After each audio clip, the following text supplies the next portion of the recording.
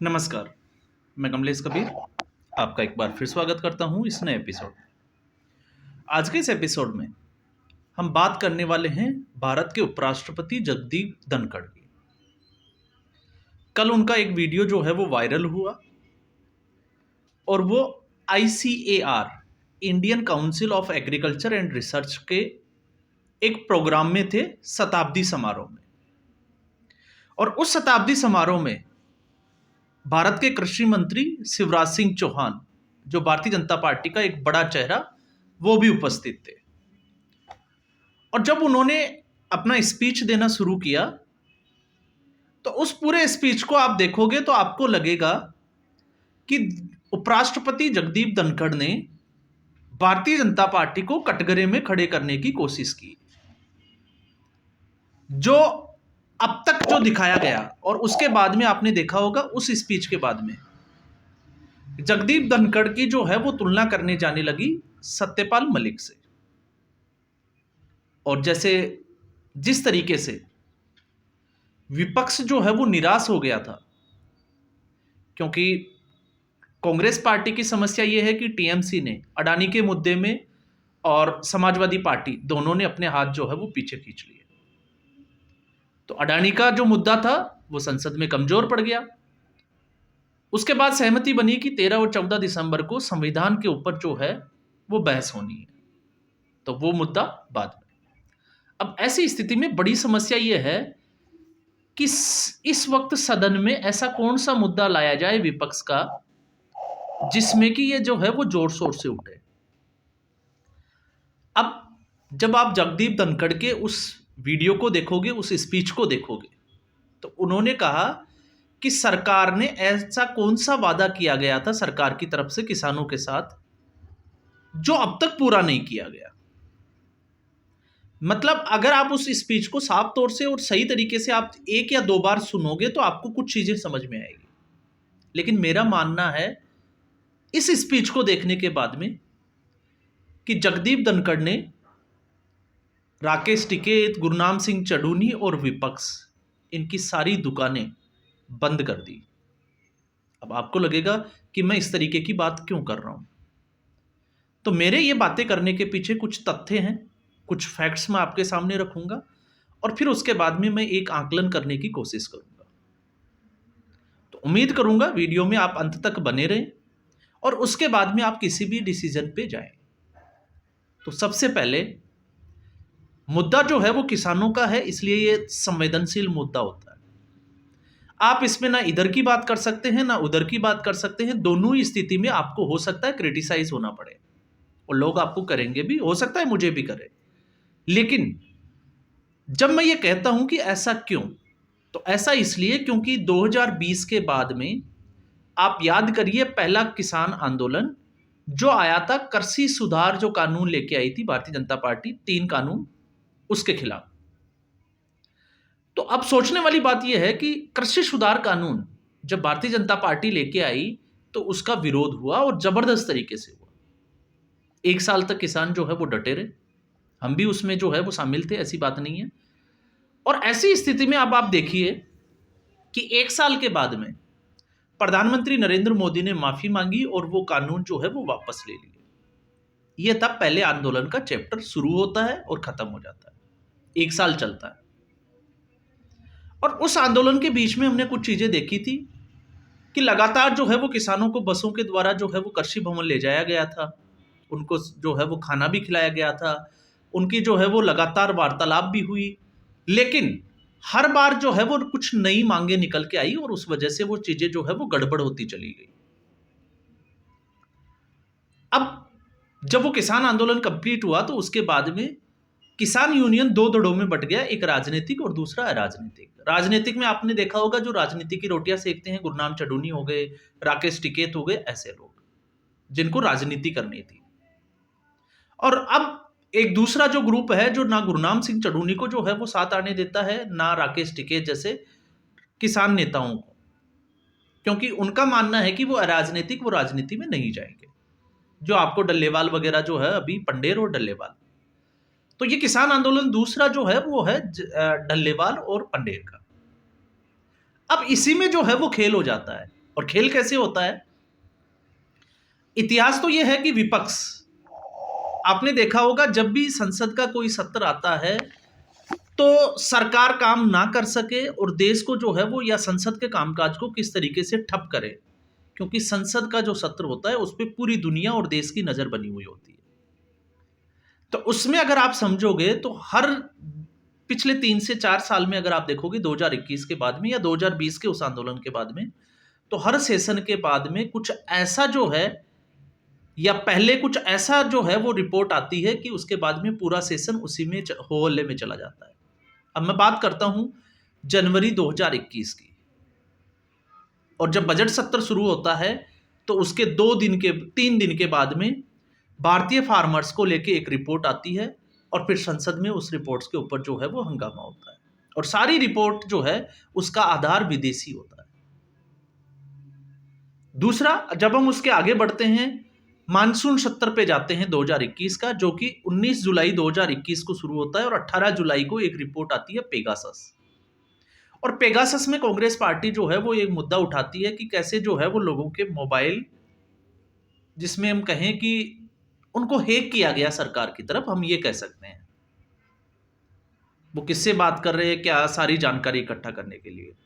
और आपको जानकर हैरानी होगी कि जब मानेसर कांड हुआ था तो कांग्रेस पार्टी की सरकार राजस्थान की, अशोक गहलोत ने, जिसके ओएसडी को भी जो है वो पूछताछ के लिए बुलाया गया था, आपको पता होगा, और उसके बाद में अरेस्ट भी कर लिया गया था। मामला क्या था कि कांग्रेस पार्टी की सरकार ने अपने ही जो विधायक थे उनकी और दूसरी पार्टियों के जो लोग थे उनकी मोबाइल जो है उनको सर्विलांस पे, या उनको हम कह सकते हैं कि ट्रेस कर लिया था। अब आप सोच के देखिए।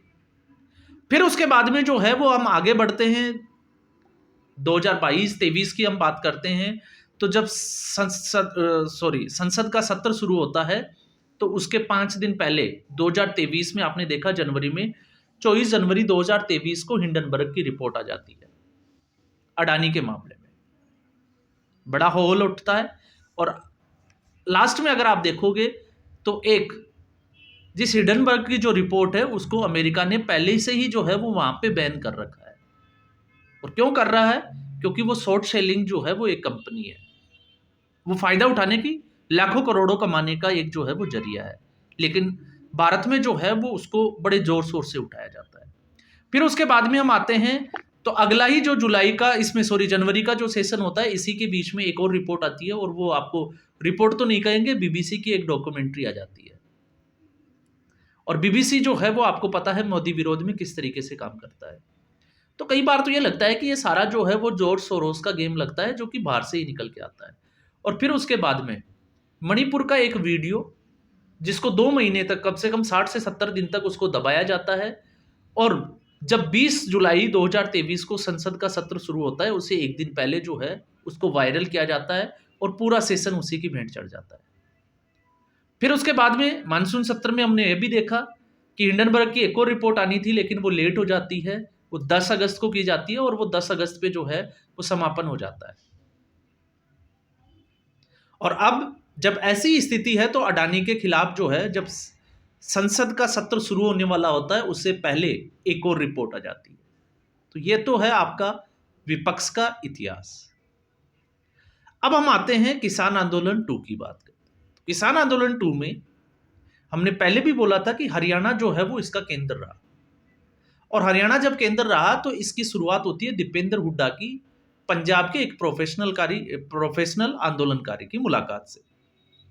और उस क्रोनोलॉजी में आप देखिए, मैंने जो हरियाणा के जो चुनाव हुए थे उस वक्त एक वीडियो बनाया था जिसके थंबनेल में मैंने दीपेंद्र हुड्डा और उसकी, जिसकी मैं बात कर रहा हूं, उन दोनों की मैंने फोटो के साथ जो है वो पूरा एक थंबनेल डाला है, और उसके बाद में पूरा इसमें डिटेल से बताया कि 16 को उनकी मुलाकात होती है, 24 को क्या ऐलान होता है, फिर उसके बाद दीपेंद्र हुड्डा बाहर जाता है, फिर वो सैम पित्रोदा से मिलता है, उसके बाद जो है वो दिल्ली कूच के लिए जो है वो एक रैली का उद्बोधन होता है, और फिर उसके बाद में जब किसानों का आंदोलन जो है वो चंडीगढ़ में बैठता है, 13 सूत्रीय उनकी मांग होती है, और 10 जो है वो सरकार मान लेती है, अर्जुन मुंडा और पीयूष गोयल उसकी कमान देखते हैं, वार्तालाप होती है, मामला जो है वो बनता नहीं है, क्योंकि उसके ही अगले दिन उसी प्रोफेशनल आंदोलनकारी की जो मुलाकात होती है वो पंडेर और डल्लेवाल से होती है, और फिर उसके बाद में उनकी जो मांगे थी वो बदल जाती।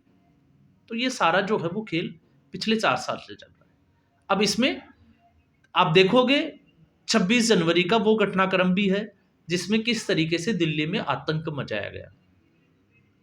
तो उस परिदृश्य में आप देखोगे तो आपकी आंखों के सामने सब कुछ है, लेकिन मामला किसानों का है, इसलिए सरकार भी मजबूर है, आप भी मजबूर है, हम भी मजबूर है और किसान भी मजबूर है। और फायदा जो है वो कोई दूसरा उठा ले जाता है, जैसे राकेश टिकैत जैसे लोग। कल राकेश टिकैत को अरेस्ट कर लिया गया क्योंकि वो गलती कर बैठा कि वो यूपी में है, और यूपी में अभी योगी आदित्यनाथ जो है वो किसी भी घटना के साथ टॉलरेंट करना ही नहीं चाहते। लेकिन इससे बड़ा सवाल यह है कि राकेश टिकैत जो हरियाणा के जो चुनाव थे उसमें बड़े एक्टिव थे, लेकिन इस वक्त एक और आंदोलन चल रहा है, वो है कर्नाटका में किसानों का आंदोलन। तो राकेश टिकैत, गुरनाम चढ़ूनी, ये लोग वहां क्यों नहीं गए? क्योंकि वहां पे कांग्रेस पार्टी की सरकार है और मामला वक्फ बोर्ड का है। तो अब आप समझ गए होंगे, वक्फ बोर्ड क्योंकि विपक्ष को मुसलमानों का वोट प्यारा है, और राकेश टिकैत वहां इसलिए नहीं गया क्योंकि वहां कांग्रेस पार्टी की सरकार है। और ठीक ऐसे ही केरला में वक्फ बोर्ड ने एक हिंदू और ईसाइयों के एर्नाकुलम जिले में पूरे गांव में, जहां पे 600 परिवार रहते हैं हिंदू और ईसाइयों के, उसके ऊपर ही दावा कर दिया कि किसी 200 साल पहले उनके किसी नवाब अनवर खान ने जो है वो पूरा गांव ही डोनेट कर दिया था, वक्फ को दे दिया था। लेकिन वहां पे ये लोग नहीं जाएंगे। अब हम आते हैं इस किसान आंदोलन 2 के पे वापस। तो किसान आंदोलन 2 पे भारतीय जनता पार्टी की सरकार ने दिल्ली में घुसने से रोकने के लिए, आपने देखा होगा, बॉर्डर जो है वो उस पे किस तरीके के इंतजाम किए थे, क्योंकि ट्रैक्टरों को जो है वो पिछले 5 से 6 महीने पहले से ही जो है वो मॉडिफाई करने का काम शुरू हो गया था। तो इसमें जो सही किसान थे वो फंस गए, और इसका फायदा जो है उन किसानों ने या उन नेताओं ने उठाने की कोशिश की जो इसकी आड़ में जो है वो अपना खेल खेल रहे थे। अब ये अलग बात है कि गुरनाम चढ़ूनी जो है वो एक्सपोज हो गए हरियाणा के विधानसभा चुनाव में, 1170 वोट मिले। लेकिन मानसिकता से अगर हम हल निकालते हैं किसानों का, तो ऐसी स्थिति में तो जो है वो संभव नजर नहीं आता कि किसानों का हल निकलेगा।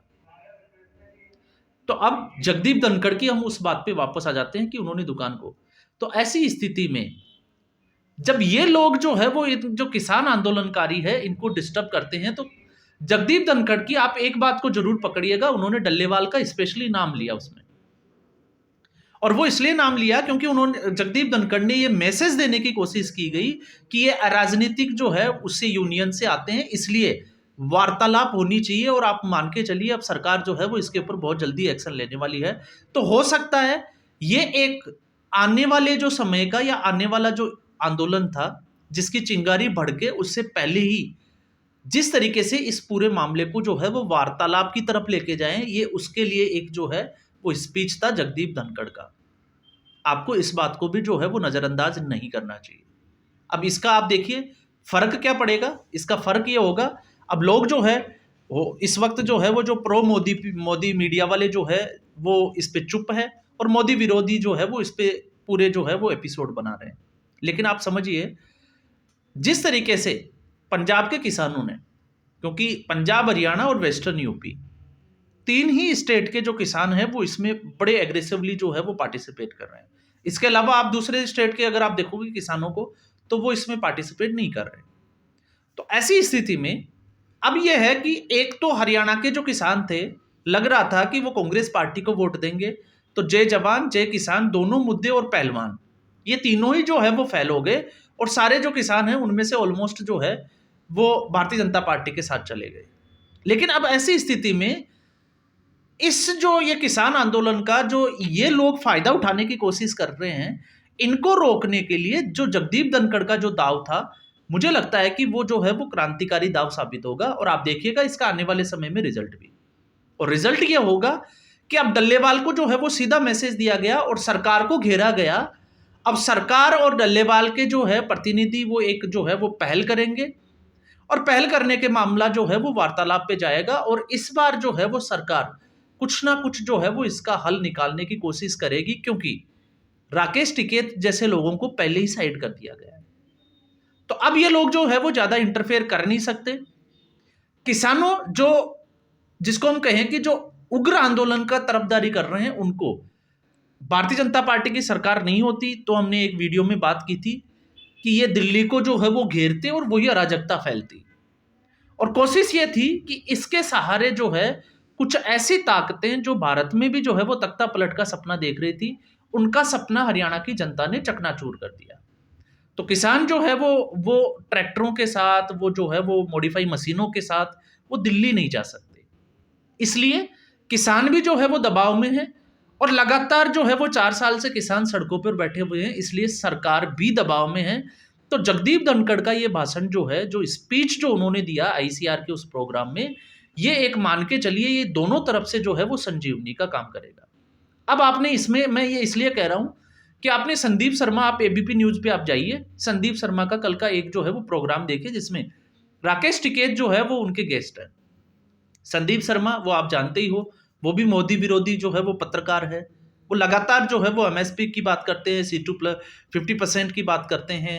तो वो स्वामीनाथन की जो रिपोर्ट है उसको लागू करने की बात करते हैं, लेकिन वो ये भूल जाते हैं कि इससे जो है वो इकोनॉमी को कितना नुकसान होगा। क्योंकि कुछ चीजें आप देखिएगा, एक जो किसान है वो बड़ा किसान है जिसने 50 लाख 1 करोड़ रुपए का जो है वो कर्जा ले रखा है। क्यों लिया है उसकी वजह दूसरी है, और एक किसान जो है वो 1 लाख 2 लाख रुपए का, तो आप उसको जो है वो माप किस तरीके से कराओगे। जब C2 और वो आपको पता होगा 50% की बात करते हैं, तो उसमें भी हमने एक बार बात की थी कि लागत का अगर हम उसको जो है वो दुगनी, अगर उसमें जिसको कहें कि लागत से दुगनी बचत हो, उसके लिए जो सरकार है वो तय करे। तो उसमें भी हमने देखा था कि एक जो है वो लापरवाह है किसान, वो 4,000 5,000 रुपए खर्चा करता है, पैदावार कम होती है। और एक होता है जो बहुत अच्छे से जो है वो टेक्निकली अपनी खेती करता है, उसमें लागत कम आती है। तो फिर आप इन लोगों को जो है वो कंपेयर कैसे करोगे। तो मुद्दे जो है वो बहुत सारे बनते हैं, लेकिन मुद्दों के साथ में अगर हमें ये भी देखना पड़ेगा कि पिछले 70 साल का जो चल रहा है उसमें, क्योंकि मुझे लगता है जब कृषि कानून सुधार कानून जो लेके आए उसको एक बार लागू होने देना चाहिए था और उसको वेट करना चाहिए था कि उसका जो है वो इफेक्ट क्या है, उसका इम्पैक्ट जो होगा वो पॉजिटिव है या उसका जो इम्पैक्ट होगा वो नेगेटिव है, और उसके बाद में उसकी समीक्षा होनी थी। लेकिन उसको जो है वो चलने ही नहीं दिया गया। तो एक तरफ अगर आप विपक्ष की भूमिका देखोगे तो आपको समझ में आएगा, और जिस तरीके से कल का जो परसों का एक आंदोलन था, ये किसानों का आंदोलन नहीं था। जिसकी हम बात कर रहे हैं वो नोएडा के किसानों का था, जिसमें लैंड एक्विजिशन को लेके उनका प्रदर्शन चल रहा था, मुआवजे को लेकर। क्योंकि जो भी किसानों की जो जमीनें प्रोजेक्ट के लिए जो है वो सरकार एक्वाइज कर रही है, जिनको सरकार अपने कब्जे में ले रही है, और उसके खिलाफ उसके बदले में जो है वो जिसको कहें कि एक उपयुक्त राशि उनको नहीं दी गई, जिस तरीके के आरोप लगे हुए हैं। तो ये भी जो है वो पूरा का पूरा कानून था 2018 से 2013 का, आप उठा के देखिए। और ये कांग्रेस के सरकार के समय में बना हुआ लैंड एक्विजिशन का एक रूल था। तो स्थितियां जो है वो सारी बनी हुई है, मामला जो है वो संवेदनशील है। इसलिए हम ना जो है वो किसानों को गलत कह सकते हैं, क्योंकि ये भी एक देश की इकोनॉमी, और किसान जो है वो आज भी उसी स्थिति में है, इस पूरे देश को पता है। कुछ चीज़ों में अगर हम देखें, जैसे प्रधानमंत्री जो है वो किसान सम्मान निधि योजना दे रहे हैं, कुछ और भी चीज़ों पे काम चल रहा है, लेकिन एक साथ हो जाएगा ये भी थोड़ा मुश्किल है। और अगर हम विपक्ष को छोड़ देते हैं इसमें खुला, तो विपक्ष जो है वो इसके सारे, क्योंकि विपक्ष के सारे हथियार जो है वो फैल हो चुके हैं। ना उनका जातिगत जनगणना का मुद्दा चल रहा है, ना उनका आरक्षण चल रहा है, और अब तो लग रहा है कि अडानी का जो मुद्दा है वो भी विपक्ष का फैल हो चुका है। क्योंकि अडानी जो है वो अब कांग्रेस पार्टी पर भारी पड़ता हुआ दिखाई दे रहा है। क्योंकि जिस अमेरिकन रिपोर्ट का यह दावा किया गया, उसमें कांग्रेस शासित राज्यों को जो है वो रिश्वत देने की पेशकश की गई, उस रिपोर्ट का यह आधार होता है, तो फिर कहीं ना कहीं जो है वो कांग्रेस पार्टी ही कटघरे में खड़ी दिखाई देती है। तो इसलिए अगर आपको लग रहा है कि जगदीप धनखड़ जो है वो सरकार के खिलाफ जाकर स्टेप ले रहे हैं, तो यह आपका जो है वो आकलन गलत साबित हो सकता है। और ये मैं दावे के साथ कह सकता हूं, आप अब जो है वो आने वाले 5 दिन आप देखिएगा, ये पूरी किसानों का जो मुद्दा है, किसानों का जो आंदोलन है, ये वार्तालाप की तरफ चला जाएगा। और एक बार फिर जो है इसके ऊपर वार्ता होगी, और सरकार इस बार चाहेगी कि इसका जो है वो पूर्ण समाधान करने की या स्थायी समाधान करने की कोशिश की जाए। इसको पेंडिंग नहीं छोड़ा जाए, जिस तरीके से पहले जो हुआ था। तो ये सारा जो है वो खेल अब शायद मुझे लगता है कि मेरे इस आकलन के बाद में आपको समझ में आ रहा होगा कि जगदीप धनखड़ का ये सारा जो स्टेटमेंट था वो क्यों था। विपक्ष जो है वो इसके ऊपर चढ़ के बोल सकता है, क्योंकि अब तक विपक्ष जो है वो जगदीप धनखड़ को ही गालियां देता था। आपने कल्याण बनर्जी की वो मिमिक्री भी देखी होगी, राहुल गांधी को वीडियो बनाते हुए भी देखा होगा, और जिस तरीके से जगदीप धनखड़ के ऊपर आरोप लगे कि वो विपक्ष को बोलने भी नहीं देते, और इसके अलावा विपक्षी सांसदों को एक बार आपको पता होगा संसद से बाहर भी कर दिया था।